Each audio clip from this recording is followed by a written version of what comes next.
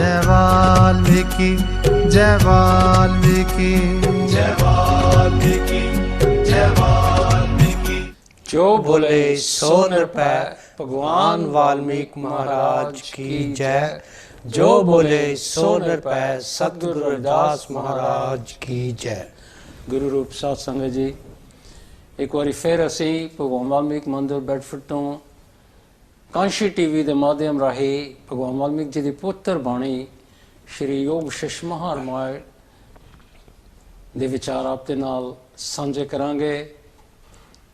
ਅੱਜ जो इस प्रोग्राम मेरे नाल हिस्सा लै रहे हैं, मेरे खब्बे पासे साढ़े कमेटी के ट्रैजरर निर्मला सोंते जी इस प्रोग्राम में हिस्सा पा रहे हैं और उन्होंने खब्बे पासे साढ़े कल्चरल सैक्रटरी करतार चंद सोता जी इस प्रोग्राम में हिस्सा पाएंगे और हमेशा की तरह कैमरे के उत्ते श्री त्रिलोक गारू जी सेवा निभा रहे हैं। सो गुरु प्यारी साध संगत जी, आओ हुण आपां भगवान वाल्मीकि जी की पुत्र बाणी श्री योग महारामायण के विचार साझे करिए। हाँ जी निर्मला जी। गुरु प्यारी साध संगत जी, भगवान वाल्मीकि जी श्री योग वशिष्ठ ग्रंथ विच सानू समझाउण लई स्थिति प्रकरण दे 31वें अध्याय विच अंकित करते हैं। ये जो मेरे बचन हैं मूर्खां दा विषय नहीं हैं, ये उन्हां नूं नहीं सौंपदे क्योंकि उन्हां दे हिरदे विच संसार दा विश्वास दृढ़ हो गया है अते अभ्यास बिना इस निश्चय दा अभाव नहीं हुंदा। किसी दे हिरदे विच दृढ़ होया निश्चा दृढ़ अभ्यास अते जतन बिना कदे दूर नहीं हुंदा। जिसनूं ये निश्चा है कि ये जगत सच है, वो मूर्ख मस्त है, ते जिसदे हिरदे विच जगत का ख्याल नहीं हुंदा वो अज्ञानी है। वो ज्ञानी है, उसनों सिर्फ ब्रह्म सत्ता का भाव हुंदा है अते अज्ञानी नूं जगत भासदा है। अज्ञानी दे निश्चय नूं ज्ञानी नहीं जानदा ते ज्ञानी दे निश्चय नूं अज्ञानी नहीं जानदा। जिमें मदमस्त दे निश्चय नूं नशे वाला नहीं जानदा ते बगैर नशे वाले दे निश्चय नशे वाला नहीं जानदा, तिवें ही ज्ञानी अते अज्ञानी दा निश्चा एक नहीं हुंदा। जिस दे चित्त विच जो निश्चा है उसनूं अभ्यास अते जतन नाल दूर करे तां दूर हुंदा है, नहीं तां दूर नहीं हुंदा। ज्ञानी दा भी अज्ञानी दे निश्चय नूं दूर नहीं कर सकदा। जिवें मोए होए दी जीव कला नूं कोई मनुख ग्रहण नहीं कर सकदा ते जान नहीं सकदा कि उसके निश्चय विच की है। जो ज्ञानवंत है उसके निश्चय विच सर्व ब्रह्म का ज्ञान हुंदा है ते उसनूं जगत द्वैत नहीं लगदा ते उस पुरुष नूं ही मेरे वचन सौंपदे हन। आत्म अनुभव सदा सत रूप है ते सब पदार्थ सत हैं। मेरे वचन जो जीव कल्याण का विषय हैं सिर्फ ज्ञानी पुरुष नूं सौंपदे हैं। अज्ञानी नूं ये जगत सत लगता है, इसलिए ब्रह्म बाणी अज्ञानी पुरुष नूं चंगी नहीं लगती। ज्ञानी नूं ये निश्चा हुंदा है कि ये जगत बिल्कुल भी सच नहीं, सिर्फ ब्रह्म ही सच है। ये अनुभव बोधमान पुरुष का है, उसके निश्चय नूं कोई दूर नहीं कर सकता कि परमात्मा तो बख कुछ भी नहीं है। जिमें सोने विच गहना भाव नहीं, तिवें ही आत्मा विच सृष्टि भाव नहीं। कल्याण जी, भगवान वाल्मीकि जी ये जो ज्ञानी ते अज्ञानी पुरुष के निश्चय भाव बारे सानू समझाउण लई गल कीती है, इस विषय ते तुसी संगतां नाल बाणी विचों की होर सांझ पाउण दी किरपालता करोगे। हाँ जी गुरु प्यारी साध संगत जी, भगवान वाल्मीकि जी अपनी बाणी विच समझाउंदे हन कि अज्ञानी नूं पंच तत्व तो वख कुछ नहीं लगता। जिवें सोने विच गहना भाव जिवें नाम मात्र है, तिवें ही वो अपने नूं नाम मात्र जानता है। पूर्ण सूझवान नूं इस ते उल्ट जापता है। जो पुरुष पुरख हो के ਆਖੇ ਮੈਂ ਘਟ ਰੂਪ ਹਾਂ, ਤਾਂ ਜਿਵੇਂ ਇੱਕ ਨਿਸ਼ਚਾ ਪਾਗਲਪੁਣਾ ਹੈ, ਤਿਵੇਂ ਹੀ ਅਸੀਂ ਤੁਸੀਂ ਆਦਿਕ ਵੀ ਅਸਤ ਰੂਪ ਹਾਂ। ਕਿਉਂਕਿ ਸੱਚ ਉਹ ਹੀ ਹੈ ਜੋ ਸ਼ੁੱਧ ਸੰਵਿਤ ਬੋਧ ਨਿਰੰਜਨ ਸਰਵ ਵਿਆਪਕ ਈਸ਼ਵਰ ਸ਼ਕਤੀ ਹੈ। ਉਹ ਸ਼ਾਂਤ ਰੂਪ ਹੈ, ਉਹਦੇ ਤੇ ਅਸਤੋ ਰਹਿਤ ਹੈ। ਜਿਵੇਂ ਨੇਤਰ ਦੂਸ਼ਣ ਵਾਲੇ ਨੂੰ ਆਕਾਸ਼ ਵਿੱਚ ਰੁੱਖ ਦਿਸਦੇ ਹਨ, ਤਿਵੇਂ ਹੀ ਅਗਿਆਨੀ ਨੂੰ ਜਗਤ ਸੱਚ ਰੂਪ ਲੱਗਦਾ ਹੈ। ਆਤਮ ਸਤਾ ਵਿੱਚ ਜਿਹੋ ਜਿਹਾ ਵਿਸ਼ਵਾਸ ਹੋ ਗਿਆ ਹੈ, ਉਹੋ ਜਿਹਾ ਤੁਰੰਤ ਹੋ ਜਾਪਦਾ ਹੈ। ਗੁਰੂ ਰੂਪ ਸਾਧ ਸੰਗਤ ਜੀ ਭਗਵਾਨ ਵਾਲਮੀਕ ਜੀ ਉਪਦੇਸ਼ ਕਰਦੇ ਹਨ, ਸੱਚ ਤੇ ਇਹ ਹੈ ਕਿ ਜਿਸ ਤਰ੍ਹਾਂ ਆਮ ਜੀਵ ਸੰਸਾਰ ਵਿੱਚ ਹਨ ਤੇ ਇਹ ਸੰਸਾਰ ਹੈ, ਇਹਨਾਂ ਸਾਰਿਆਂ ਵਿੱਚ ਉਹ ਬੇਅੰਤ ਚੇਤਨ ਆਕਾਸ਼ ਨਿਰਾਕਾਰ ਤਾਕਤ ਤੇ ਉਹੀ ਦੇਹ ਆਕਾਰ ਹੋ ਕੇ ਦਿਸਦਾ ਹੈ। ਜਿਵੇਂ ਸੁਪਨੇ ਦਾ ਨਗਰ ਤੇ ਮਿਰਗ ਤ੍ਰਿਸ਼ਨਾ ਦੀ ਨਦੀ ਭਾਸਦੀ ਹੈ, ਤਿਵੇਂ ਹੀ ਅਸੀਂ ਤੁਸੀਂ ਸਾਰੇ ਜੀਵ ਤੇ ਸੰਸਾਰ ਆਤਮ ਰੂਪ ਭਾਸਦੇ ਹਾਂ। ਭਗਵਾਨ ਵਾਲਮੀਕ ਜੀ ਸਾਨੂੰ ਗਿਆਨੀ ਜੀਵ ਦੇ ਵਿੱਚ ਤੇ ਗਿਆਨੀ ਜੀਵ ਦੇ ਵਿੱਚ ਫਰਕ ਸਮਝਾਉਂਦੇ ਹਨ ਕਿ ਸੂਝਵਾਨ ਨੂੰ ਸਭ ਪਰ ਬ੍ਰਹਮ ਹੀ ਮਹਿਸੂਸ ਹੁੰਦਾ ਹੈ। ਉਸ ਦੇ ਨਿਸ਼ਚੇ ਵਿੱਚ ਬਾਕੀ ਸਭ ਕੁਝ ਮਿਰਗ ਤ੍ਰਿਸ਼ਨਾ ਤੇ ਨਦੀ ਦੇ ਸਮਾਨ ਔਰ ਸੁਪਨੇ ਦੇ ਨਗਰ ਵਾਂਗ ਭਾਸਦਾ ਹੈ। ਭਗਵਾਨ ਵਾਲਮੀਕ ਜੀ ਸਮਝਾਉਂਦੇ ਹਨ ਕਿ ਜੋ ਆਤਮਾ ਬਲ ਜਾਗੇ ਹਨ, ਉਹ ਜਗਤ ਵੱਲੋਂ ਸੁੱਤੇ ਹਨ।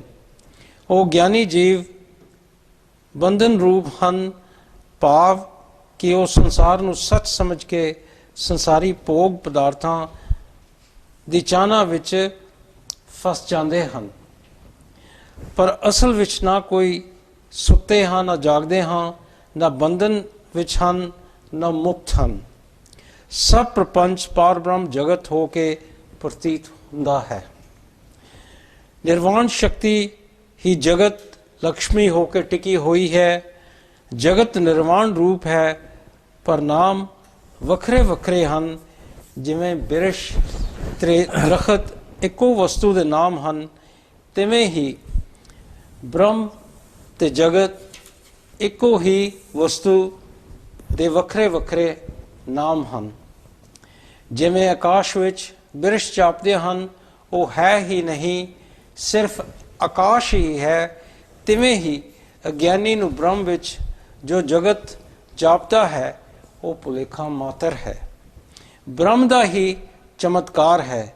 ਜਿਵੇਂ ਅੱਖ ਵਿੱਚ ਤਿਮਰ ਰੋਗ ਹੋਵੇ ਤਾਂ ਉਸ ਰੋਗ ਵਾਲੇ ਨੂੰ ਰੁੱਖ ਜਾਪਦੇ ਹਨ, ਉਹ ਰੁੱਖ ਅੱਖ ਰੋਗ ਤੋਂ ਵੱਖਰੇ ਨਹੀਂ, ਤਿਵੇਂ ਹੀ ਅਗਿਆਨੀ ਨੂੰ ਆਪਣਾ ਸੱਚਾ ਸਰੂਪ ਹੋਰ ਰੂਪ ਲੱਗਦਾ ਹੈ। ਪਾਰ ਬ੍ਰਹਮ ਸਰਵ ਵਿਆਪਕ ਹੈ। ਇਸ ਤੋਂ ਵੱਖ ਸੰਸਾਰ ਅਸਤ ਦੀ ਨਿਆਈ ਹੈ। ਭਗਵਾਨ ਵਾਲਮੀਕ ਜੀ ਉਪਦੇਸ਼ ਕਰਦੇ ਹਨ ਕਿ ਪਰਮ ਭੁਲੇਖਿਆਂ ਵਿੱਚੋਂ ਨਿਕਲ ਕੇ ਚਿੱਤ ਦੇ ਖਿਆਲਾਂ ਨੂੰ ਤਿਆਗ ਕੇ ਆਪਣੇ ਆਪ ਸੱਚੇ ਭਾਵ ਸਰੂਪ ਵਿੱਚ ਟਿਕੋ, ਜੋ ਕਿ ਉਹ ਸਤ ਸਰੂਪ ਪਾਰ ਬ੍ਰਹਮ ਈਸ਼ਵਰ ਜੋ ਨਿਰਮਲ ਨਿੰਦ ਸੰਪੰਨ ਉਹਦੇ ਅਸਤੋਂ ਰਹਿਤ ਸ਼ਕਤੀ ਹੈ, ਉਸ ਦੀ ਅੰਸ਼ ਹੈ। ਸੋ ਸਾਨੂੰ ਉਸ ਪ੍ਰਮਾਤਮਾ ਦੀ ਸ਼ਕਤੀ ਦੇ ਨਾਲ ਜੁੜਨਾ ਚਾਹੀਦਾ ਹੈ, ਜੋ ਕੁਝ ਇਹ ਸਾਰੇ ਪ੍ਰਪੰਚ ਨੂੰ ਚਲਾਉਣ ਵਾਲੀ ਹੈ। ਹਾਂਜੀ ਗੁਰੂ ਪਿਆਰੀ ਸਾਧ ਸੰਗਤ ਜੀ, ਭਗਵਾਨ ਵਾਲਮੀਕ ਜੀ ਸਾਨੂੰ ਉਪਦੇਸ਼ ਕਰਦੇ ਹਨ ਕਿ ਇਹ ਸੰਸਾਰ ਨਿਰਾ ਮਾਇਆ ਹੈ ਅਤੇ ਅਤਿਅੰਤ ਪ੍ਰਕਾਸ਼ ਰੂਪ ਜਾਪਦਾ ਹੈ, ਪਰ ਇਹ ਮਹਾਸੁਨ ਤੇ ਅਵਿਚਾਰ ਸਿੱਧ ਹੈ। ਵਿਚਾਰ ਕਰਕੇ ਗਿਆਨ ਹੋਣ ਤੇ ਇਸ ਦੀ ਅਸਲੀਅਤ ਦਾ ਪਤਾ ਚੱਲ ਜਾਂਦਾ ਹੈ। ਜਿਵੇਂ ਮ੍ਰਿਗ ਤ੍ਰਿਸ਼ਨਾ ਦਾ ਜਲ ਚੰਗੀ ਤਰ੍ਹਾਂ ਵੇਖਣ ਨਾਲ ਅਸਲੀਅਤ ਦਾ ਚੰਗੀ ਤਰ੍ਹਾਂ ਵੇਖਣ ਨਾਲ ਅਸਲੀਅਤ ਦਾ ਪਤਾ ਲੱਗ ਜਾਂਦਾ ਹੈ, ਇਸੇ ਤਰ੍ਹਾਂ ਜੇਕਰ ਅਗਿਆਨੀ ਪੁਰਸ਼ ਵੱਡੇ ਰੁਤਬੇ ਨੂੰ ਪ੍ਰਾਪਤ ਹੁੰਦਾ ਹੈ ਤਾਂ ਵੀ ਮੋਹ ਦਾ ਸ਼ਿਕਾਰ ਹੋ ਕੇ ਹੇਠਾਂ ਤੋਂ ਹੇਠਾਂ ਨੂੰ ਚਲਾ ਜਾਂਦਾ ਹੈ।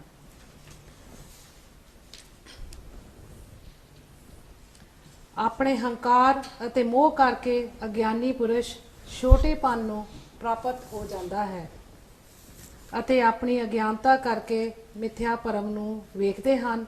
ਪ੍ਰਕਾਸ਼ ਰੂਪ ਪਾਰ ਬ੍ਰਹਮ ਸਤ ਬਿਨਾ ਅਜਿਹਾ ਉਸ ਨੂੰ ਜਾਪਦਾ ਹੈ ਤੇ ਆਪਣੀ ਵਾਸ਼ਨਾ ਦੀ ਕਲਪਨਾ ਨਾਲ ਜਗਤ ਸਤ ਰੂਪ ਜਾਪਦਾ ਹੈ।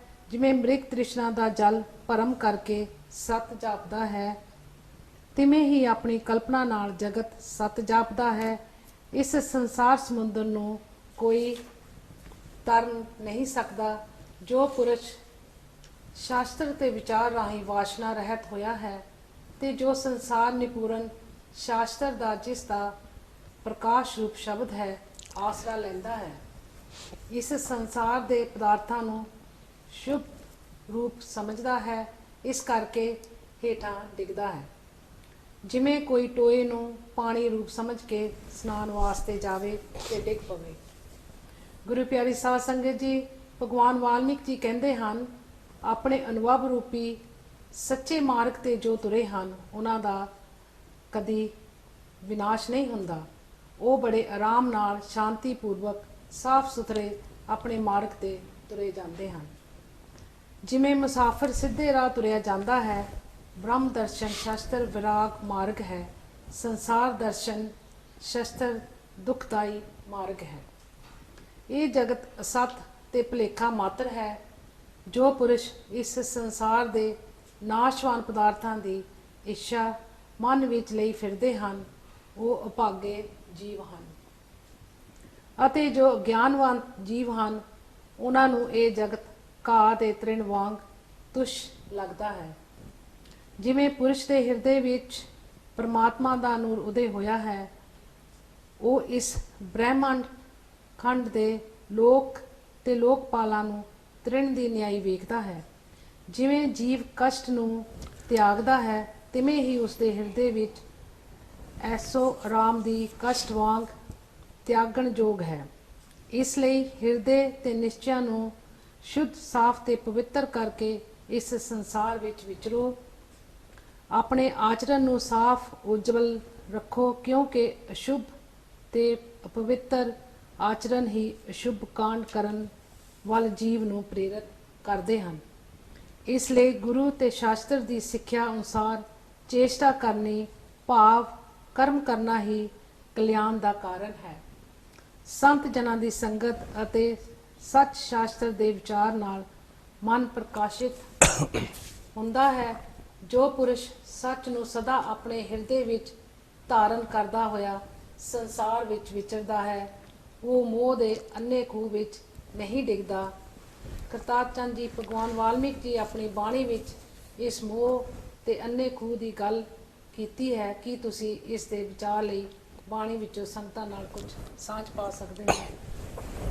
ਹਾਂਜੀ, ਗੁਰੂ ਪਿਆਰੀ ਸਾਧ ਸੰਗਤ ਜੀ, ਭਗਵਾਨ ਵਾਲਮੀਕ ਜੀ ਆਪਣੀ ਬਾਣੀ ਵਿੱਚ ਮੋਹ ਦੇ ਅੰਨੇ ਖੂਹ ਵਿੱਚ ਡਿੱਗਣ ਤੋਂ ਬਚਣ ਲਈ ਸਾਨੂੰ ਉਪਦੇਸ਼ ਕਰਦੇ ਹਨ ਕਿ ਵੈਰਾਗ, ਧੀਰਜ, ਸੰਤੋਖ ਅਤੇ ਉਦਾਰਤਾ ਜਿਹੇ ਸ਼ੁਭ ਗੁਣ ਜਿਸ ਪੁਰਸ਼ ਦੇ ਹਿਰਦੇ ਵਿੱਚ ਪ੍ਰਵੇਸ਼ ਕਰ ਜਾਂਦੇ ਹਨ, ਉਹ ਪੁਰਸ਼ ਪਰਮ ਸੰਪਤਾ ਵਾਲਾ ਹੋ ਜਾਂਦਾ ਹੈ। ਕੋਈ ਵੀ ਵਿਪਤਾ ਉਸ ਪੁਰਸ਼ ਦੇ ਨੇੜੇ ਨਹੀਂ ਆਉਂਦੀ। ਜੋ ਪੁਰਸ਼ ਸ਼ੁਭ ਗੁਣਾਂ ਨਾਲ ਸੰਤੁਸ਼ਟ ਹੈ ਤੇ ਸੱਚੇ ਸ਼ਾਸਤਰ ਦੇ ਸਰਵਣ ਰਾਜ ਵਿੱਚ ਪ੍ਰੇਮ ਕਰਨ ਵਾਲਾ ਹੈ ਤੇ ਜਿਸ ਨੂੰ ਸੱਤ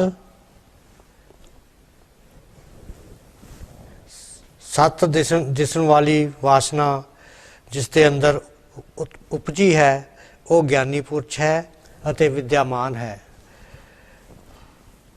ਜਿਸ ਪੁਰਸ਼ ਵਿੱਚ ਸ਼ੁਭ ਗੁਣਾਂ ਦੀ ਚਾਨਣੀ ਫੈਲਦੀ ਹੈ ਤੇ ਉਸ ਦੇ ਹਿਰਦੇ ਵਿੱਚ ਵਿਵੇਕ ਰੂਪੀ ਚੰਦਰਮਾ ਪ੍ਰਕਾਸ਼ਦਾ ਹੈ, ਉਹ ਪੁਰਸ਼ ਨੂੰ ਇੱਕ ਸਰੀਰ ਨਾ ਸਮਝੋ। ਪੁਰਸ਼ ਦਾ ਨੇਮ ਅਨੁਸਾਰ ਗੁਰੂ ਤੇ ਸਤ ਸ਼ਾਸਤਰ ਤੇ ਪੂਰਨ ਵਿਸ਼ਵਾਸ ਹੈ, ਉਸ ਦੀ ਹਰ ਤ੍ਰਿਸ਼ਨਾ ਨਿਵਰਤ ਹੋ ਜਾਂਦੀ ਹੈ।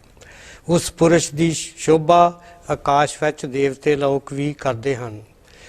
ਗੁਰੂ ਵਾਲਮੀਕ ਜੀ ਅੱਗੇ ਸਾਨੂੰ ਉਪਦੇਸ਼ ਕਰਦੇ ਹਨ ਕਿ ਜਿਨ੍ਹਾਂ ਮਨੁੱਖਾਂ ਦੇ ਗੁਣ ਚੰਦਰਮਾ ਵਾਂਗ ਸ਼ੀਤਲ ਹਨ, ਉਹ ਹੀ ਅਸਲ ਵਿੱਚ ਜੀਵਤ ਹਨ। ਬਾਕੀ ਸਭ ਇੱਥੇ ਮੋਇਆਂ ਦੇ ਬਰਾਬਰ ਹਨ। ਇਸ ਲਈ ਹਰ ਇੱਕ ਜੀਵ ਨੂੰ ਪਰਮ ਪੁਰਸ਼ਾਰਥ ਦਾ ਆਸਰਾ ਲੈਣਾ ਚਾਹੀਦਾ ਹੈ, ਤਾਂ ਹੀ ਇੱਥੇ ਸਿੱਧਤਾ ਪ੍ਰਾਪਤ ਹੋਵੇਗੀ।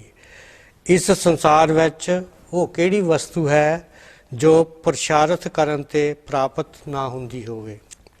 ਯਤਨ ਕਰਨ ਤੇ ਪਹਿਲੀ ਵਾਰ ਜੇ ਪ੍ਰਾਪਤ ਨਹੀਂ, ਸ਼ੁਭ ਗੁਣਾਂ ਵਾਲਾ ਪੁਰਸ਼ ਉਸ ਪਰਮ ਪਦ ਨੂੰ ਪ੍ਰਾਪਤ ਹੁੰਦਾ ਹੈ ਜਿੱਥੇ ਸੋਗ, ਭੈ ਆਦਿ ਨਹੀਂ ਹੁੰਦੇ, ਜਿੱਥੇ ਪੂਰਨ ਸ਼ਾਂਤੀ ਹੀ ਹੁੰਦੀ ਹੈ। ਗੁਰੂ ਪਿਆਰੀ ਸਾਧ ਸੰਗਤ ਜੀ, ਭਗਵਾਨ ਵਾਲਮੀਕ ਜੀ ਫਰਮਾਉਂਦੇ ਹਨ ਕਿ ਇਹ ਸੰਸਾਰ ਮਿਥਿਆ ਹੈ ਤੇ ਇਹ ਸੰਸਾਰ ਇੱਕ ਮੋਹ ਰੂਪੀ ਟੋਆ ਹੈ। ਮੂਰਖਾਂ ਵਾਂਗ ਇਸ ਮੋਹ ਰੂਪੀ ਟੋਏ ਦੇ ਵਿੱਚ ਨਾ ਡਿੱਗੋ। ਪੁਰਸ਼ਾਰਥ ਅਤੇ ਸਤ ਸ਼ਾਸਤਰ ਦਾ ਆਸਰਾ ਲੈ ਕੇ ਪਰਮ ਕਰਮਕਾਂਡ ਕਰੋ। ਜਿਵੇਂ ਇੱਕ ਸੂਰਮਾ ਜੰਗ ਵਿੱਚ ਪ੍ਰਾਣ ਨਿਕਲਣ ਲੱਗੇ ਤਾਂ ਵੀ ਸ਼ਾਸਤਰ ਨੂੰ ਫੜ ਕੇ ਯੁੱਧ ਕਰਦਾ ਹੈ, ਭੱਜਦਾ ਨਹੀਂ। ਯੁੱਧ ਵਿੱਚ ਪ੍ਰਾਣ ਤਿਆਗ ਕੇ ਉਹ ਅਮਰ ਪਦ ਨੂੰ ਪ੍ਰਾਪਤ ਕਰ ਲੈਂਦਾ ਹੈ। ਤਿਵੇਂ ਹੀ ਤੁਸੀਂ ਵੀ ਪੁਰਸ਼ਾਰਥ ਤੇ ਸਤ ਸ਼ਾਸਤਰ ਦਾ ਆਸਰਾ ਲੈ ਕੇ ਅਮਰ ਪਦ ਦੀ ਪ੍ਰਾਪਤੀ ਕਰੋ। ਜੋ ਪੁਰਸ਼ ਵਿਚਾਰ ਤੋਂ ਰਹਿਤ ਹੈ, ਉਹ ਬਦ ਨਸੀਬ ਦੀਨਤਾ ਨੂੰ ਪ੍ਰਾਪਤ ਹੁੰਦਾ ਹੈ। ਇਸ ਮਹਾ ਮੋਹ ਨੂੰ ਤਿਆਗ ਕੇ ਸੱਚੇ ਮਾਰਗ ਨੂੰ ਅਪਣਾਵੋ। ਸੱਚੇ ਮਾਰਗ ਤੇ ਚੱਲਦਿਆਂ ਹੀ ਜੋ ਪੁਰਸ਼ ਮਰਿਆਦਾ ਸਹਿਤ ਸ਼ਾਂਤ ਹੋ ਕੇ ਸੱਚਾ ਤੇ ਸੁੱਚਾ ਵਿਹਾਰ ਕਰਦਾ ਹੈ, ਉਸ ਨੂੰ ਸਭ ਸੁੱਖ ਪ੍ਰਾਪਤ ਹੋ ਜਾਂਦੇ ਹਨ। ਕੋਈ ਵੀ ਦੁੱਖ ਉਸ ਨੂੰ ਸਤਾ ਨਹੀਂ ਸਕਦਾ। ਉਸ ਪੁਰਸ਼ ਨੂੰ ਜ਼ਿੰਦਗੀ ਵਿੱਚ ਸਭ ਕੁਝ ਹਾਸਲ ਹੁੰਦਾ ਹੈ। ਉਸ ਦੀ ਉਮਰ, ਜਸ ਤੇ ਸ਼ੁਭ ਗੁਣਾਂ ਵਿੱਚ ਨਿਤ ਵਾਧਾ ਹੁੰਦਾ ਰਹਿੰਦਾ ਹੈ।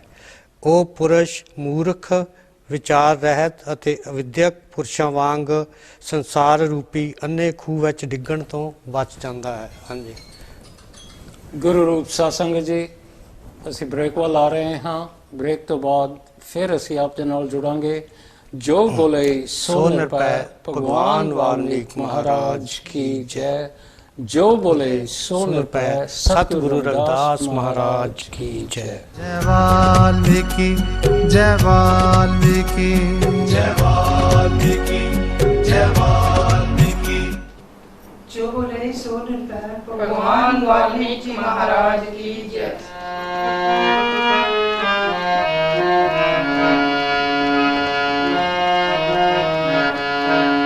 दर्शन तेरे रो, ओ दर्शन तेरे रो, तरस रहा है जमाना। दर्श दिखा बिगड़ी बना, दर्शन दिखा बिगड़ी बना। मेरे दिलदार गुरु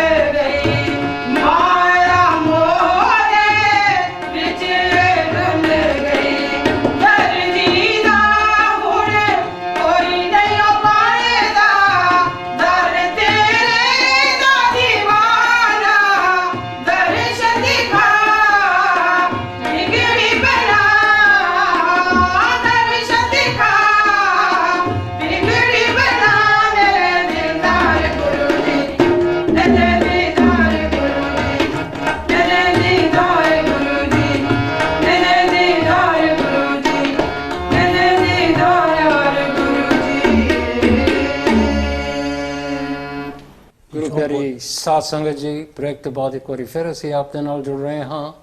ਜੋ ਬੋਲੇ ਸੋ ਨਿਰਭੈ ਭਗਵਾਨ ਵਾਲਮੀਕ महाराज की जय। जो बोले सो निरभय सतगुरु रविदास महाराज की जय। जय निर्मला जी। ਗੁਰੂ ਪਿਆਰੀ ਸਾਧ ਸੰਗਤ ਜੀ, ਭਗਵਾਨ ਵਾਲਮੀਕ ਜੀ ਸਾਨੂੰ ਉਪਦੇਸ਼ ਕਰਦੇ ਹਨ, ਸਰਬ ਦੁੱਖ ਦੇਣ ਵਾਲਾ ਤੇ ਸਰਬ ਸੁੱਖ ਦਾ ਫਲ ਸਭ ਕਾਲ ਵਿੱਚ ਸਾਰਿਆਂ ਨੂੰ ਆਪਣੇ ਕਰਮਾਂ ਅਨੁਸਾਰ ਮਿਲਦਾ ਹੈ। ਇੱਥੇ ਭਗਵਾਨ ਵਾਲਮੀਕ ਜੀ ਨੇ ਇਸ ਵਿਸ਼ੇ ਬਾਰੇ ਸਾਨੂੰ ਚੰਗੀ ਤਰ੍ਹਾਂ ਸਮਝਾਉਣ ਲਈ ਇੱਕ ਦ੍ਰਿਸ਼ਟਾਂਤ ਲਿਖਿਆ ਹੈ। ਇੱਕ ਦਿਨ ਨਦੀ ਗਣ ਨੇ ਇੱਕ ਸਰੋਵਰ ਤੇ ਜਾ ਕੇ ਸਦਾ ਸ਼ਿਵ ਦੀ ਆਰਾਧਨਾ ਕੀਤੀ ਤੇ ਸਦਾ ਸ਼ਿਵ ਪ੍ਰਸੰਨ ਹੋਏ ਤਾਂ ਉਸ ਨੇ ਮੌਤ ਨੂੰ ਜਿੱਤਿਆ। ਪਹਿਲਾਂ ਉਸ ਦਾ ਨਾਮ ਨੰਦੀ ਸੀ, ਫਿਰ ਨੰਦੀ ਗਣ ਹੋ ਗਿਆ। ਉਹ ਆਪਣੇ ਮਿੱਤਰ ਸੰਬੰਧੀਆਂ ਤੇ ਹੋਰ ਸਾਰਿਆਂ ਨੂੰ ਸੁੱਖ ਦੇਣ ਵਾਲਾ ਤੇ ਆਪਣੇ ਚੰਗੇ ਸੁਭਾਅ ਕਾਰਨ ਹੋਇਆ। ਉਸ ਨੇ ਸਭ ਨੂੰ ਯਤਨ ਨਾਲ ਖੁਸ਼ ਕੀਤਾ। ਸ਼ਾਸਤਰ ਅਨੁਸਾਰ ਯਤਨ ਕਰਨ ਨਾਲ ਦੈਂਤ ਤੋਂ ਦੇਵਤਿਆਂ ਨੂੰ, ਜੋ ਸਭ ਤੋਂ ਮੰਨੇ ਪਰਮੰਨੇ ਹਨ, ਮਾਰਦੇ ਹਨ। ਮਰੂਤ ਰਾਜਾ ਦੇ ਜੱਗ ਵਿੱਚ ਸੁਬ੍ਰਿਤ ਨਾਮ ਦਾ ਇੱਕ ਮਹਾਰਿਸ਼ੀ ਆਇਆ ਤੇ ਉਸਨੇ ਦੇਵਤਾ, ਦੈਂਤ ਤੇ ਮਨੁੱਖ ਆਦਿ ਆਪਣੀ ਸ੍ਰਿਸ਼ਟੀ ਆਪਣੇ ਪੁਰਸ਼ਾਰਥ ਨਾਲ ਰਚੀ, ਮਾਨੋ ਜਿਵੇਂ ਦੂਸਰਾ ਬ੍ਰਹਮਾ ਹੋਵੇ। ਵਿਸ਼ਵਾਮਿੱਤਰ ਨੇ ਬਾਰੰਬਾਰ ਤਪ ਕੀਤਾ ਤੇ ਤਪ ਦੇ ਯਤਨ ਤੇ ਆਪਣੇ ਸ਼ੁੱਧ ਆਚਰਣ ਕਰਕੇ ਮਹਾਰਿਸ਼ੀ ਤੋਂ ਬ੍ਰਹਮ ਰਿਸ਼ੀ ਹੋ ਗਏ। ਗੁਰੂ ਪਿਆਰੀ ਸਾਧ ਸੰਗਤ ਜੀ, ਭਗਵਾਨ ਵਾਲਮੀਕ ਜੀ ਸਾਨੂੰ ਸਮਝਾਉਣ ਲਈ ਬਚਨ ਕਰਦੇ ਹਨ ਕਿ ਉਪਮਨਿਊ ਨਾਮ ਦਾ ਇੱਕ ਮੰਦਭਾਗਾ ਬ੍ਰਾਹਮਣ ਸੀ। ਉਸ ਨੂੰ ਆਪਣੇ ਘਰ ਵਿੱਚ ਭੋਜਨ ਦੀ ਸਮੱਗਰੀ ਨਹੀਂ ਪ੍ਰਾਪਤ ਹੁੰਦੀ ਸੀ। ਆਖਰ ਇੱਕ ਦਿਨ ਉਸਨੇ ਇੱਕ ਗ੍ਰਸਤੀ ਦੇ ਪਿਤਾ ਨਾਲ ਦੁੱਧ, ਚਾਵਲ ਤੇ ਸ਼ੂਗਰ ਸਮੇਤ ਭੋਜਨ ਕੀਤਾ। ਫਿਰ ਪਿਤਾ ਨੂੰ ਬੋਲਿਆ, ਮੈਨੂੰ ਉਹੀ ਭੋਜਨ ਦਿਓ ਜੋ ਉੱਥੇ ਖਾਦਾ ਸੀ। ਪਿਤਾ ਨੇ ਕਿਹਾ, ਹੇ ਪੁੱਤਰ, ਉਹ ਭੋਜਨ ਸਾਡੇ ਕੋਲ ਨਹੀਂ, ਸਦਾ ਸ਼ਿਵ ਕੋਲ ਹੈ। ਜੋ ਉਹ ਦੇਣ ਤਾਂ ਅਸੀਂ ਖਾਈਏ। ਤਦ ਉਹ ਬ੍ਰਹਮ ਸਦਾ ਸ਼ਿਵ ਦੀ ਉਪਾਸਨਾ ਕਰਨ ਲੱਗਾ ਤੇ ਅਜਿਹਾ ਤਪ ਕੀਤਾ ਕਿ ਸਰੀਰ ਹੱਡੀ ਮਾਤਰ ਹੋ ਗਿਆ ਤੇ ਲਹੂ ਮਾਸ ਸਭ ਸੁੱਕ ਗਿਆ। ਤਦ ਸਦਾ ਸ਼ਿਵ ਨੇ ਪ੍ਰਸੰਨ ਹੋ ਕੇ ਦਰਸ਼ਨ ਦਿੱਤੇ ਤੇ ਫਰਮਾਇਆ, ਹੇ ਬ੍ਰਾਹਮਣ, ਜੋ ਤੁਹਾਨੂੰ ਇੱਛਾ ਉਹ ਵਰ ਮੰਗੋ। ਬ੍ਰਾਹਮਣ ਨੇ ਕਿਹਾ, ਦੁੱਧ ਤੇ ਚਾਵਲ ਬਖਸ਼ੋ। ਤਦ ਸਦਾ ਸ਼ਿਵ ਨੇ ਕਿਹਾ, ਦੁੱਧ ਤੇ ਚਾਵਲ ਕੀ, ਕੁਝ ਹੋਰ ਮੰਗੋ, ਪਰ ਜੋ ਤੂੰ ਆਖਿਆ ਹੈ ਤਾਂ ਇਹੀ ਭੋਜਨ ਕਰਿਆ ਕਰ। ਤਦ ਉਸ ਨੂੰ ਉਹੀ ਭੋਜਨ ਪ੍ਰਾਪਤ ਹੋਇਆ ਤੇ ਸਦਾ ਸ਼ਿਵ ਜੀ ਨੇ ਕਿਹਾ, ਜਦ ਤੂੰ ਚਿੰਤਨ ਕਰੇਗਾ ਤਦ ਮੈਂ ਦਰਸ਼ਨ ਦੇਵਾਂਗਾ। ਗੁਰੂ ਪਿਆਰੀ ਸਾਧ ਸੰਗਤ ਜੀ, ਇਹ ਜੋ ਪ੍ਰਸੰਗ ਹੈ ਪੁਰਸ਼ਾਰਥ ਯਤਨ ਲਈ ਕਿਹਾ ਗਿਆ ਹੈ ਕਿ ਪ੍ਰਾਪਤੀ ਮਿਹਨਤ ਨਾਲ ਹੀ ਕੀਤੀ ਜਾ ਸਕਦੀ ਹੈ। ਕਲਿਆਣ ਜੀ, ਇਸ ਵਿਸ਼ੇ ਬਾਣੀ ਵਿੱਚੋਂ ਹੋਰ ਕੁਝ ਤੁਸੀਂ ਕੀ ਕਹਿਣਾ ਚਾਹੋਗੇ? ਹਾਂਜੀ ਗੁਰੂ ਪਿਆਰੀ ਸਾਧ ਸੰਗਤ ਜੀ, ਇਹ ਵੀ ਆਪਣਾ ਪੁਰਸ਼ਾਰਥ ਹੋਇਆ ਹੈ। ਜੋ ਵੀ ਪ੍ਰਾਪਤ ਹੁੰਦਾ ਹੈ ਆਪਣੇ ਪੁਰਸ਼ਾਰਥ ਭਾਵ ਮਿਹਨਤ ਅਭਿਆਸ ਦਾ ਨਤੀਜਾ ਹੁੰਦਾ ਹੈ। ਇਸ ਵਿਸ਼ੇ ਤੇ ਭਗਵਾਨ ਵਾਲਮੀਕ ਜੀ ਉਪਦੇਸ਼ ਕਰਦੇ ਹਨ ਕਿ ਤਿੰਨਾਂ ਲੋਕਾਂ ਦੀ ਪਾਲਣਾ ਵਾਲੇ ਵਿਸ਼ਨੂੰ ਨੂੰ ਵੀ ਕਾਲ ਤਰਨ ਵਾਂਗ ਮਿਟਾਉਂਦਾ ਹੈ, ਪਰ ਉਸ ਕਾਲ ਨੂੰ ਸ਼ਵੇਤ ਨੇ ਉਦਮ ਕਰਕੇ ਜਿੱਤਿਆ। ਇਸੇ ਤਰ੍ਹਾਂ ਸਵਿਤਰੀ ਦਾ ਪਤੀ ਮਰ ਗਿਆ ਸੀ, ਪਰ ਉਹ ਪਤੀਵਰਤਾ ਸੀ। ਉਸਨੇ ਯਮ ਦੀ ਉਸਤਤ ਕਰਕੇ ਯਮ ਨੂੰ ਪ੍ਰਸੰਨ ਕੀਤਾ ਤੇ ਪਤੀ ਨੂੰ ਪਰਲੋਕ ਤੋਂ ਲੈ ਆਈ। ਇਹ ਵੀ ਆਪਣਾ ਪੁਰਸ਼ਾਰਥ ਹੈ। ਸ਼ਵੇਤ ਨਾਮ ਦਾ ਇੱਕ ਰਿਸ਼ੀਵਰ ਸੀ। ਉਸਨੇ ਆਪਣੇ ਪੁਰਸ਼ਾਰਥ ਨਾਲ ਕਾਲ ਨੂੰ ਜਿੱਤ ਕੇ ਮ੍ਰਿਤਿਉ ਨਜਿਆ ਦਾ ਨਾਮ ਪਾਇਆ। ਇਸ ਲਈ ਅਜਿਹਾ ਕੋਈ ਪਦਾਰਥ ਨਹੀਂ ਜੋ ਯਥਾ ਸ਼ਾਸਤਰ ਉਦਮ ਕੀਤਿਆ ਨਾ ਪ੍ਰਾਪਤ ਹੋਵੇ। ਆਪਣੇ ਪੁਰਸ਼ ਪ੍ਰਯਤਨ ਦਾ ਤਿਆਗ ਨਹੀਂ ਕਰਨਾ ਚਾਹੀਦਾ। ਇਹ ਭਗਵਾਨ ਵਾਲਮੀਕ ਜੀ ਦਾ ਉਪਦੇਸ਼ ਹੈ। ਇਸ ਨਾਲ ਸੁਖ ਫਲ ਦੀ ਪ੍ਰਾਪਤੀ ਹੁੰਦੀ ਹੈ। ਜੋ ਅਵਿਨਾਸ਼ੀ ਸੁਖ ਦੀ ਇੱਛਾ ਹੋਵੇ ਤਾਂ ਆਤਮ ਬੋਧ ਦਾ ਅਭਿਆਸ ਕਰੋ ਤੇ ਜੋ ਕੁਝ ਸੰਸਾਰ ਦੇ ਸੁੱਖ ਹਨ ਉਹ ਦੁੱਖਾਂ ਦੇ ਨਾਲ ਮਿਲੇ ਹੋਏ ਹਨ ਤੇ ਆਤਮ ਸੁਖ ਸਭ ਦੁੱਖਾਂ ਦਾ ਨਾਸ਼ ਕਰਦਾ ਹੈ ਕਿਉਂਕਿ ਇਹ ਸੁਖ ਸਾਰੇ ਸੰਸਾਰੀ ਦੁੱਖਾਂ ਤੋਂ ਰਹਿਤ ਹੈ। ਅਸਲ ਵਿੱਚ ਆਖੀਏ ਤਾਂ ਸਮ ਅਸਮ ਸਰਬ ਬ੍ਰਹਮ ਹੀ ਹੈ, ਪਰ ਫਿਰ ਵੀ ਸਮ ਦਾ ਆਸਰਾ ਕਰੋ ਤੇ ਲਗਾਤਾਰ ਬੁੱਧੀ ਨਾਲ ਵਿਚਾਰ ਕਰੋ। ਜਦ ਯਤਨ ਕਰਕੇ ਸੰਤਾਂ ਦੀ ਸੰਗਤ ਕਰੋਗੇ ਤਾਂ ਪਰਮ ਪਦ ਨੂੰ ਪ੍ਰਾਪਤ ਹੋਵੋਗੇ। ਸੰਸਾਰ ਸਮੁੰਦਰ ਦੇ ਪਾਰ ਕਰਨ ਦਾ ਅਜਿਹਾ ਸਮਰਥ ਕੋਈ ਤਪ ਨਹੀਂ ਤੇ ਨਾ ਤੀਰਥ ਹੈ। ਆਪਣੇ ਆਮ ਸ਼ਾਸਤਰਾਂ ਤੋਂ ਵੀ ਇਹ ਨਹੀਂ ਤਰ ਸਕਦਾ।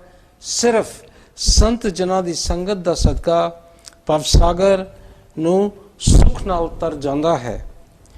ਜਿਸ ਮਨੁੱਖ ਦੇ ਲੋਭ ਮੋਹ ਕ੍ਰੋਧ ਆਦਿਕ ਵਿਕਾਰ ਦਿਨ ਬ ਦਿਨ ਖਤਮ ਹੁੰਦੇ ਜਾਂਦੇ ਹਨ ਤਾਂ ਯਥਾ ਸ਼ਾਸਤਰ ਜਿਸ ਦੇ ਕਰਮ ਹਨ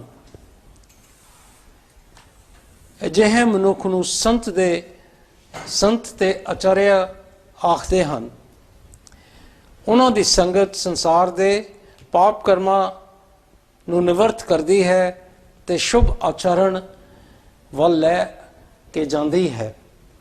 ਗੁਰੂ ਪਿਆਰੀ ਸਾਧ ਸੰਗਤ ਜੀ, ਭਗਵਾਨ ਵਾਲਮੀਕ ਜੀ ਸਮਝਾਉਂਦੇ ਹਨ, ਆਤਮ ਗਿਆਨੀ ਪੁਰਸ਼ ਦੀ ਸੰਗਤ ਨਾਲ ਜੀਵ ਦੀ ਬੁੱਧੀ ਵਿੱਚ ਸੰਸਾਰ ਦਾ ਅਤਿਅੰਤ ਅਭਾਵ ਹੋ ਜਾਂਦਾ ਹੈ। ਜਦ ਦ੍ਰਿਸ਼ ਦਾ ਅਤਿਅੰਤ ਅਭਾਵ ਹੁੰਦਾ ਹੈ ਤਾਂ ਫਿਰ ਆਤਮਾ ਸ਼ੇਸ਼ ਰਹਿ ਜਾਂਦੀ ਹੈ। ਇਸ ਕਰਮ ਨਾਲ ਫਿਰ ਜੀਵ ਦਾ ਅਹੰਕਾਰ ਭਾਵ ਨਿਵਰਤ ਹੋ ਜਾਂਦਾ ਹੈ ਤੇ ਫਿਰ ਬਹੁਤ ਤੱਤ ਹੀ ਸਿਰਫ ਰਹਿ ਜਾਂਦਾ ਹੈ। ਭਗਵਾਨ ਵਾਲਮੀਕ ਜੀ ਸਮਝਾਉਂਦੇ ਹਨ, ਜਗਤ ਨਾ ਉਪਜਾ ਹੈ ਨਾ ਹੋਵੇਗਾ ਤਾਂ ਨਾ ਹੁਣ ਵਰਤਮਾਨ ਵਿੱਚ ਹੈ। ਭਗਵਾਨ ਵਾਲਮੀਕ ਜੀ ਉਪਦੇਸ਼ ਕਰਦੇ ਹਨ ਕਿ ਇਹ ਸਭ ਮੈਂ ਤੁਹਾਨੂੰ ਬੜੀ ਜੁਗਤ ਨਾਲ ਆਖਿਆ ਹੈ ਤੇ ਆਖਾਂਗਾ। ਜੋ ਗਿਆਨਵਾਨ ਹਨ ਉਹਨਾਂ ਨੂੰ ਸਦਾ ਅਜਿਹਾ ਮੰਨਣ ਹੁੰਦਾ ਹੈ। ਅਚਲ ਬ੍ਰਹਮ ਵਿੱਚ ਚੰਚਲ ਚਿੱਤ ਫੁਰਿਆ ਹੈ ਤੇ ਉਸਨੇ ਇਹ ਜਗਤ ਆਭਾਸ ਰਚਿਆ ਹੈ। ਜਿਵੇਂ ਜਿਵੇਂ ਉਹ ਫੁਰਦਾ ਹੈ ਤਿਵੇਂ ਤਿਵੇਂ ਹੀ ਪ੍ਰਤੀਤ ਹੁੰਦਾ ਹੈ, ਹੋਰ ਅਸਲ ਵਿੱਚ ਕੁਝ ਨਹੀਂ। ਜਿਵੇਂ ਸੂਰਜ ਤੇ ਕਿਰਨਾਂ ਵਿੱਚ ਕੁਝ ਅੰਤਰ ਨਹੀਂ, ਤਿਵੇਂ ਹੀ ਜਗਤ ਤੇ ਆਤਮਾ ਵਿੱਚ ਕੁਝ ਅੰਤਰ ਨਹੀਂ। ਅਹਮ ਰੂਪ ਆਤਮਾ ਵਿੱਚ ਆਪ ਨੂੰ ਨਾ ਜਾਣਨਾ ਹੀ ਆਤਮ ਆਕਾਸ਼ ਵਿੱਚ ਮੇਘ ਰੂਪੀ ਮੈਲ ਹੈ।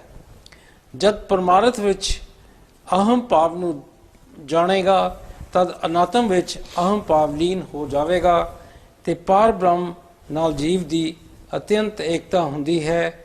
ਬਿਲਕੁਲ ਜਿਸ ਤਰ੍ਹਾਂ ਜਿਵੇਂ ਕੱਟ ਦੇ ਫੁੱਟਣ ਨਾਲ ਕੱਟ ਆਕਾਸ਼ ਦਾ ਮਹਾਕਾਸ਼ ਨਾਲ ਮੇਲ ਹੋ ਜਾਂਦਾ ਹੈ। ਭਗਵਾਨ ਵਾਲਮੀਕ ਜੀ ਸਮਝਾਉਂਦੇ ਹਨ ਕਿ ਨਿਸ਼ਚਾ ਕਰਕੇ ਸਮਝੋ ਕਿ ਅਹਮ ਆਦਿਕ ਦ੍ਰਿਸ਼ ਅਸਲ ਵਿੱਚ ਕੁਝ ਨਹੀਂ। ਇਹ ਵਿਚਾਰ ਕਰਿਆ ਫਿਰ ਨਹੀਂ ਰਹਿੰਦਾ।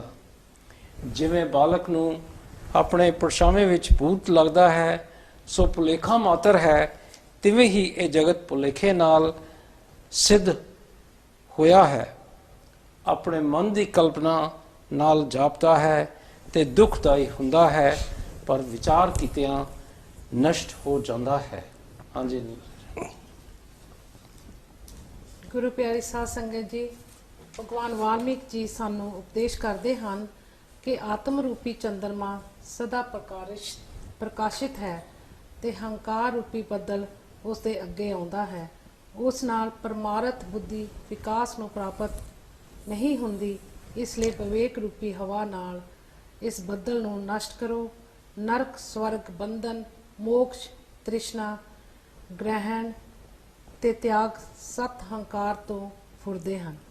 ਹਿਰਦੇ ਰੂਪੀ ਆਕਾਸ਼ ਵਿੱਚ ਹੰਕਾਰ ਰੂਪੀ ਬੱਦਲ ਜਦ ਗਰਜਦਾ ਹੈ ਤੇ ਵਰਖਾ ਕਰਦਾ, ਤਦ ਤ੍ਰਿਸ਼ਨਾ ਰੂਪੀ ਵੇਲ ਵੱਧ ਜਾਂਦੀ ਹੈ।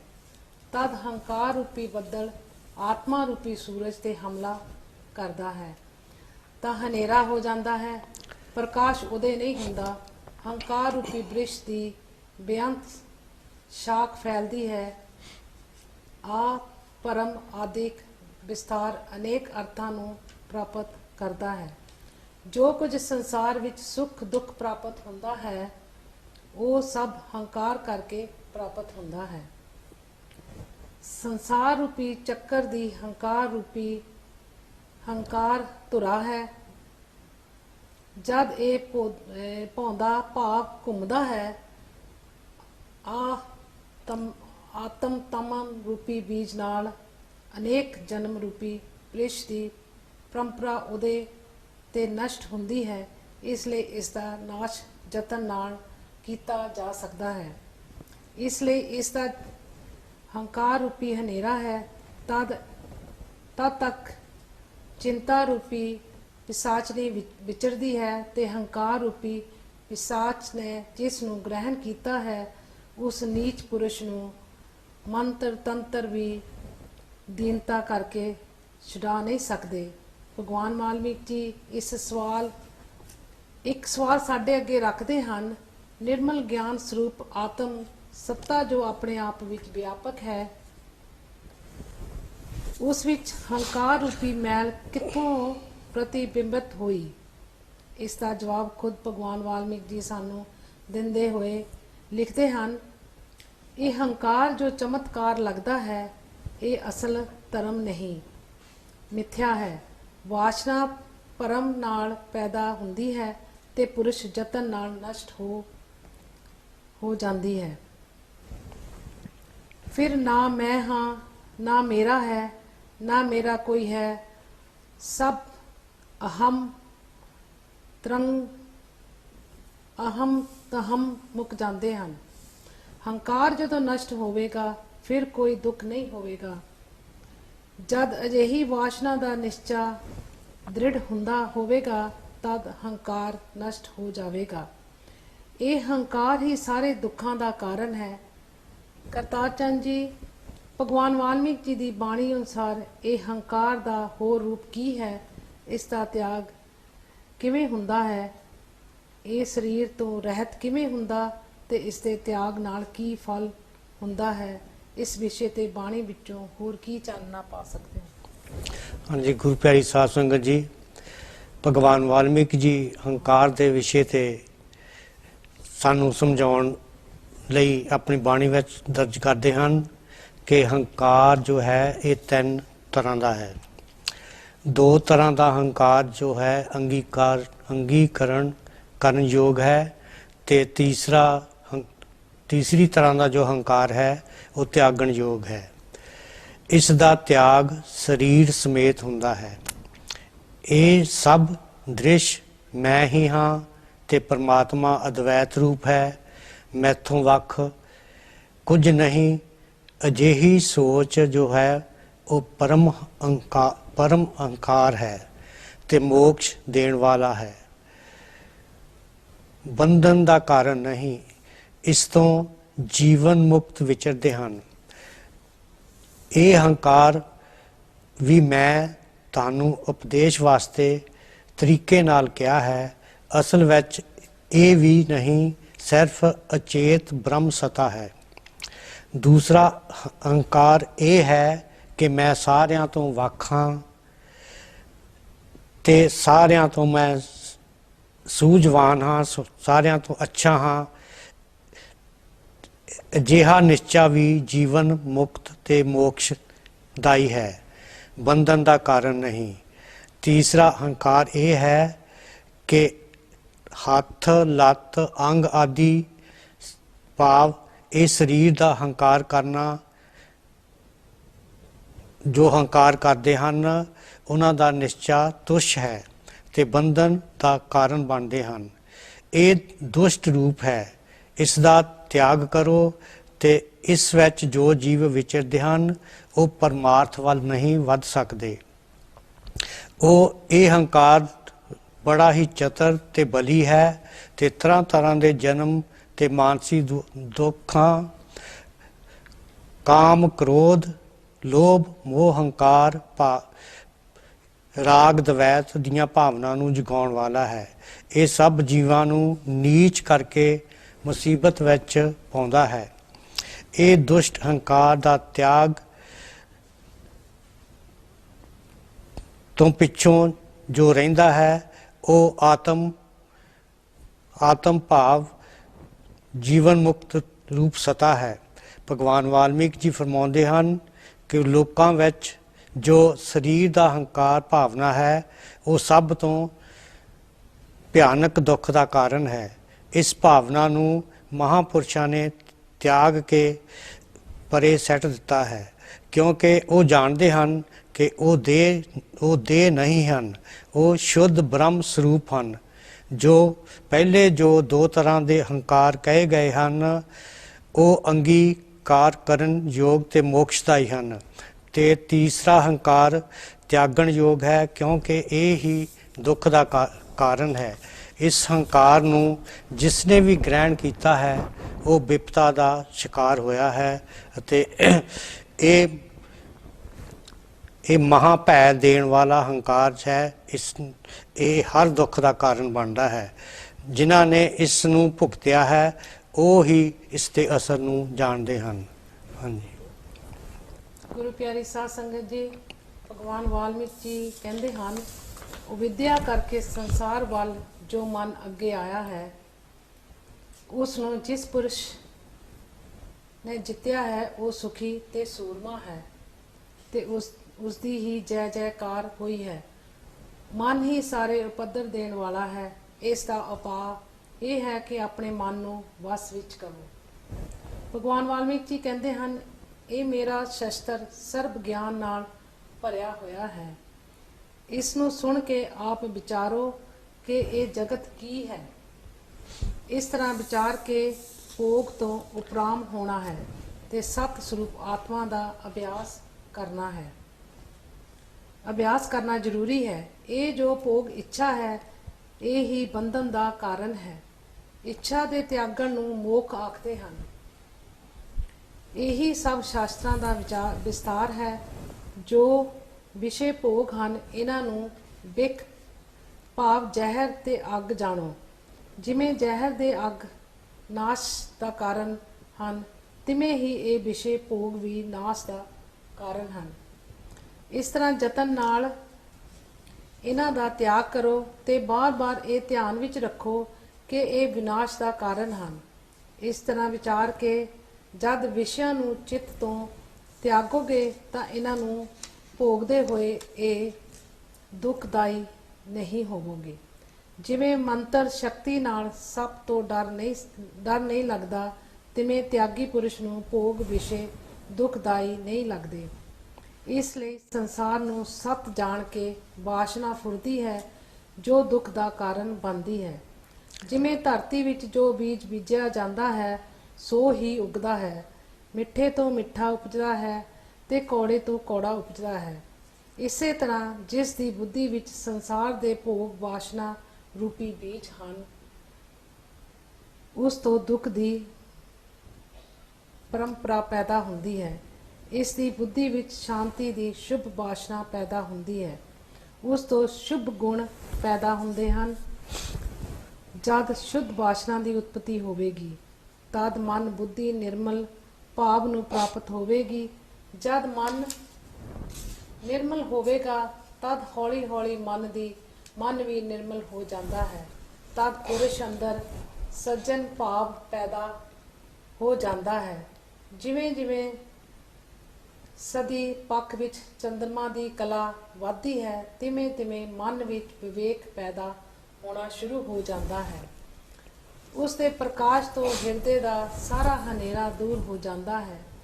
ਤਦ ਧੀਰਜ ਅਤੇ ਉਦਾਰਤਾ ਵਿੱਚ ਵੀ ਵਾਧਾ ਸ਼ੁਰੂ ਹੋ ਜਾਂਦਾ ਹੈ। ਜਦ ਸਤਸੰਗ ਤੇ ਸਤ ਸ਼ਾਸਤਰ ਦੇ ਅਭਿਆਸ ਰਾਹੀਂ ਸ਼ੁਭ ਗੁਣ ਪੈਦਾ ਹੋਣੇ ਸ਼ੁਰੂ ਹੋ ਜਾਂਦੇ ਹਨ ਤਦ ਮਹਾ ਆਨੰਦ ਦਾ ਸ਼ੀਤਲ ਸ਼ਾਂਤ ਰੂਪ ਪ੍ਰਗਟ ਹੁੰਦਾ ਹੈ। ਜਿਵੇਂ ਪੂਰਨਮਾਸ਼ੀ ਦੇ ਚੰਦਰਮਾ ਦੀ ਚਮਕ ਆਨੰਦਦਾਇਕ ਸ਼ੀਲਤਾ ਫੈਲਾਉਂਦੀ ਹੈ, ਤਿਵੇਂ ਹੀ ਸਤਸੰਗ ਰੂਪੀ ਬ੍ਰਿਸ਼ ਦਾ ਫਲ ਪ੍ਰਾਪਤ ਹੁੰਦਾ ਹੈ ਜੋ ਅਤੀ ਸੁਖਦਾਇਕ ਹੁੰਦਾ ਹੈ। ਕਲਿਆਣ ਜੀ, ਭਗਵਾਨ ਵਾਲਮੀਕ ਜੀ ਨੇ ਸਤਸੰਗ ਰੂਪੀ ਬ੍ਰਿਸ਼ ਦੀ ਗੱਲ ਕੀਤੀ ਹੈ ਕਿ ਇਹ ਸਤਸੰਗ ਰੂਪੀ ਬ੍ਰਿਸ਼ ਦੀ ਸ਼ੁਭ ਸੁੱਖਾਂ ਦਾ ਰਖਵਾਲਾ ਹੈ ਤੇ ਇਸ ਵਿਸ਼ੇ ਤੇ ਬਾਣੀ ਵਿੱਚੋਂ ਕੁਝ ਸੰਗਤਾਂ ਨਾਲ ਹੋਰ ਵਿਚਾਰ ਸਾਂਝੇ ਕਰੋ। ਹਾਂਜੀ, ਗੁਰੂ ਪਿਆਰੇ ਸਾਧ ਸੰਗਤ ਜੀ, ਭਗਵਾਨ ਵਾਲਮੀਕ ਜੀ ਨੇ ਬੜੇ ਵਿਸਤਾਰ ਦੇ ਨਾਲ ਸਾਨੂੰ ਸਮਝਾਉਣ ਦੀ ਕੋਸ਼ਿਸ਼ ਕੀਤੀ ਹੈ ਕਿ ਸਤਸੰਗ ਰੂਪੀ ਬਿਰਸ਼ ਤੋਂ ਵਿਵੇਕ ਰੂਪੀ ਫੁੱਲ ਪੈਦਾ ਹੁੰਦਾ ਹੈ ਤੇ ਉਸ ਵਿਵੇਕ ਰੂਪੀ ਫਲ ਤੋਂ ਸਮਤਾ ਰੂਪੀ ਅੰਮ੍ਰਿਤ ਚੋਂਦਾ ਹੈ। ਉਸ ਤੋਂ ਮਨ ਸੁਖ ਦੁੱਖ ਤੋਂ ਰਹਿਤ ਹੋ ਜਾਂਦਾ ਹੈ ਤੇ ਸਰਵ ਕਾਮਨਾ ਤੋਂ ਰਹਿਤ ਉਪਦਰ ਰਹਿਤ ਹੋ ਜਾਂਦਾ ਹੈ। ਮਨ ਦੀ ਚੰਚਲਤਾ ਸੋਗ ਤੇ ਅਨਰਥ ਦਾ ਕਾਰਨ ਹੈ। ਮਨ ਦੇ ਅਚਲ ਹੋਏ ਸਭ ਸ਼ਾਂਤ ਹੋ ਜਾਂਦਾ ਹੈ। ਸ਼ਾਸਤਰ ਦੇ ਅਰਥ ਧਾਰਨ ਕਰਨ ਨਾਲ ਸਭ ਸ਼ੰਕੇ ਨਸ਼ਟ ਹੋ ਜਾਂਦੇ ਹਨ ਤੇ ਤਰ੍ਹਾਂ ਤਰ੍ਹਾਂ ਦੀ ਕਲਪਨਾ ਸ਼ਾਂਤ ਹੋ ਜਾਂਦੀ ਹੈ। ਇਸ ਲਈ ਭਗਵਾਨ ਵਾਲਮੀਕ ਜੀ ਜੀਵਨ ਮੁਕਤ ਅਲੇਪ ਹੁੰਦਾ ਹੈ। ਸੰਸਾਰ ਦਾ ਕੋਈ ਕਸ਼ਟ ਨਹੀਂ ਛੂੰਹਦਾ ਤੇ ਉਸ ਦੀ ਇੱਛਾ ਦੂਰ ਹੋ ਜਾਂਦੀ ਹੈ ਤੇ ਉਹ ਨਿਰਉਪਸਥਿਤ ਨਿਰਲੇਪ ਦੁੱਖ ਰਹਿਤ ਹੋ ਜਾਂਦਾ ਹੈ। ਭਗਵਾਨ ਵਾਲਮੀਕ ਜੀ ਸਮਝਾਉਂਦੇ ਹਨ ਕਿ ਸੋਗ ਤੋਂ ਰਹਿਤ ਹੋਇਆ ਚਿੱਤ ਜੜ ਗ੍ਰੰਥੀ ਤੋਂ ਮੁਕਤ ਹੋ ਜਾਂਦਾ ਹੈ ਤੇ ਪਰਮ ਆਨੰਦ ਰੂਪ ਹੋ ਜਾਂਦਾ ਹੈ। ਤ੍ਰਿਸ਼ਨਾ ਰੂਪੀ ਸੂਤਰ ਜਾਲ ਤੋਂ ਜੋ ਪੁਰਖ ਮੁਕਤ ਹੋਇਆ ਹੈ ਉਹ ਹੀ ਸੂਰਮਾ ਹੈ ਤੇ ਜਿਸ ਪੁਰਸ਼ ਦੀ ਤ੍ਰਿਸ਼ਨਾ ਨਸ਼ਟ ਹੋਈ ਹੈ ਉਹ ਅਨੇਕ ਦੁੱਖਾਂ ਵਿੱਚ ਨਹੀਂ ਪੈਂਦਾ। ਜਦ ਤ੍ਰਿਸ਼ਨਾ ਘਟਦੀ ਹੈ ਤਦ ਮਨ ਵੀ ਸੂਖਸ਼ਮ ਹੋ ਜਾਂਦਾ ਹੈ ਤੇ ਜਦ ਭੋਗਾਂ ਦੀ ਤ੍ਰਿਸ਼ਨਾ ਨਸ਼ਟ ਹੋ ਜਾਂਦੀ ਹੈ ਤਦ ਮਨ ਵੀ ਨਸ਼ਟ ਹੋ ਜਾਂਦਾ ਹੈ। ਜਿਵੇਂ ਭਲੇ ਨੌਕਰ ਮਾਲਿਕ ਵਾਸਤੇ ਜੰਗ ਵਿੱਚ ਸਰੀਰ ਨੂੰ ਤ੍ਰਿਣ ਵਾਂਗ ਤਿਆਗ ਦਿੰਦੇ ਹਨ ਤੇ ਉਸ ਮਾਲਕ ਦੀ ਜਿੱਤ ਹੁੰਦੀ ਹੈ, ਪਰ ਜਿਹੜੇ ਦੁਸ਼ਟ ਹੁੰਦੇ ਹਨ ਉਹ ਨਹੀਂ ਤਿਆਗਦੇ, ਉਸ ਤੋਂ ਦੁਖੀ ਹੁੰਦੇ ਹਨ। ਤਿਵੇਂ ਹੀ ਮਨ ਦਾ ਉਦੈ ਹੋਣਾ ਜੀਵਾਂ ਨੂੰ ਦੁੱਖ ਦਾ ਕਾਰਨ ਹੈ ਤੇ ਮਨ ਦਾ ਨਸ਼ਟ ਹੋਣਾ ਸੁਖਦਾਈ ਹੈ। ਭਗਵਾਨ ਵਾਲਮੀਕ ਜੀ ਸਮਝਾਉਂਦੇ ਹਨ ਕਿ ਗਿਆਨਵੰਤ ਦਾ ਮਨ ਨਸ਼ਟ ਹੋ ਜਾਂਦਾ ਹੈ ਤੇ ਅਗਿਆਨੀ ਦਾ ਮਨ ਵੱਧਦਾ ਹੈ। ਸੰਪੂਰਨ ਜਗਤ ਮਨ ਮਾਤਰ ਹੈ। ਇਹ ਪਰਬਤ ਮੰਡਲ ਸਥਾਵਰ ਜੰਗਮ ਰੂਪ ਜੋ ਕੁਝ ਜਗਤ ਹੈ ਉਹ ਸਾਰਾ ਮਨ ਮਾਤਰ ਹੈ। ਭਗਵਾਨ ਵਾਲਮੀਕ ਜੀ ਸਾਡੇ ਸਾਰਿਆਂ ਦੇ ਸਾਹਮਣੇ ਸਵਾਲ ਰੱਖਦੇ ਹਨ। ਕੀ ਸਵਾਲ ਹੈ ਕਿ ਮਨ ਕਿਸ ਨੂੰ ਆਖਦੇ ਹਨ ਔਰ ਉਸ ਦੇ ਉੱਤੇ ਰੋਸ਼ਨੀ ਪਾਉਂਦੇ ਹਨ ਕਿ ਇਹ ਵੀ ਤੁਸੀਂ ਸੁਣੋ। ਪਾਰ ਬ੍ਰਹਮ ਸ਼ੁੱਧ ਕਲਾ ਵਿੱਚ ਜੋ ਚਿਤ ਕਲਾ ਦਾ ਫੁਰਨਾ ਹੋਇਆ ਹੈ ਉਸ ਦਾ ਨਾਮ ਮਨ ਹੈ। ਉਹ ਵੀ ਸੰਵੇਦਨ ਸੰਕਲਪ ਵਿਕਲਪ ਨਾਲ ਮਿਲ ਕੇ ਮੈਲਾ ਹੋਇਆ ਹੈ ਤੇ ਸਰੂਪ ਨੂੰ ਭੁੱਲ ਗਿਆ ਹੈ। ਉਹੀ ਮਨ ਵਾਸਨਾ ਵਿੱਚ ਫਸਿਆ ਸੰਸਾਰ ਦਾ ਭਾਗੀ ਹੁੰਦਾ ਹੈ। ਜਦ ਚਿਤ ਸੰਵੇਦਨ ਦ੍ਰਿਸ਼ ਭਾਵ ਇਹ ਜੋ ਸੰਸਾਰ ਅਸੀਂ ਸਾਡੇ ਸਾਹਮਣੇ ਦੇਖਦੇ ਹਾਂ ਔਰ ਇਹਦੇ ਜੋ ਭੋਗ ਪਦਾਰਥ ਹਨ ਉਹਨਾਂ ਨਾਲ ਮਿਲਦਾ ਹੈ ਤਦ ਉਸ ਵਿੱਚ ਲੀਨ ਹੋ ਕੇ ਚਿਤ ਸੰਵੇਦਨ ਦਾ ਨਾਮ ਜੀਵ ਹੁੰਦਾ ਹੈ ਤੇ ਫਿਰ ਉਹ ਵੀ ਜੀਵ ਦ੍ਰਿਸ਼ ਵੇਗ ਨਾਲ ਮਿਲ ਕੇ ਸੰਸਾਰ ਦਸ਼ਾ ਵੱਲ ਚਲਾ ਜਾਂਦਾ ਹੈ ਤੇ ਅਨੇਕ ਵਿਸਤਾਰ ਨੂੰ ਪ੍ਰਾਪਤ ਕਰਦਾ ਹੈ। ਆਤਮ ਪੁਰਸ਼ ਪਾਰ ਬ੍ਰਹਮ ਸੰਸਾਰੀ ਨਹੀਂ, ਉਹ ਨਾ ਲਹੂ ਹੈ ਨਾ ਮਾਸ ਹੈ ਤੇ ਨਾ ਸਰੀਰ ਹੈ। ਸਰੀਰ ਆਦਿਕ ਸਭ ਜੜ ਰੂਪ ਹਨ। ਆਤਮਾ ਚੇਤਨ ਆਕਾਸ਼ ਵਾਂਗ ਅਲੇਪ ਹੈ। ਜੋ ਸਰੀਰ ਨੂੰ ਵੱਖ ਵੱਖ ਕਰਕੇ ਵੇਖੀਏ ਤਾਂ ਲਹੂ ਮਾਸ ਹੱਡੀ ਤੇ ਵੱਖ ਕੁਝ ਨਹੀਂ ਨਿਕਲਦਾ। ਜਿਵੇਂ ਕੇਲੇ ਦੇ ਬਿਰਸ਼ ਨੂੰ ਖੋਲ ਕੇ ਵੇਖੀਏ ਤਾਂ ਪੱਤਿਆਂ ਤੋਂ ਵੱਖ ਕੁਝ ਨਹੀਂ, ਤਿਵੇਂ ਹੀ ਮਨ ਹੀ ਜੀਵ ਹੈ, ਜੀਵ ਹੀ ਮਨ ਹੈ। ਮਨ ਤੋਂ ਵੱਖ ਕੋਈ ਆਕਾਰ ਨਹੀਂ ਤੇ ਉਹ ਸਰਵ ਵਿਕਾਰਾਂ ਨੂੰ ਪ੍ਰਾਪਤ ਹੁੰਦਾ ਹੈ। ਗੁਰੂ ਪਿਆਰੀ ਸਾਧ ਸੰਗਤ ਜੀ, ਅਸੀਂ ਅੱਜ ਦੇ ਪ੍ਰੋਗਰਾਮ ਦੇ ਇੱਥੇ ਹੀ ਸਮਾਪਤੀ ਕਰਦੇ ਹਾਂ। ਅਗਲੇ ਹਫਤੇ ਫਿਰ ਆਪ ਦੇ ਨਾਲ ਜੁੜਾਂਗੇ। ਜੋ ਬੋਲੇ ਸੋ ਨਿਰਭੈ। ਭਗਵਾਨ ਵਾਲਮੀਕ महाराज की जय। जो बोले सो निर्भय सतगुरु रविदास महाराज की जय। जो बोले सो निर्भय भगवान वाल्मीकि महाराज की जय। ले लारी सोने रंग रंग दात में रंग दे गुरु जी मन मेरा। ले लारी सोने रंग रंग दात में रंग दे गुरु जी मन मेरा। दाता जी मन मेरा प्रभु जी मन मेरा। ले लारी सोने रंग रंग दात में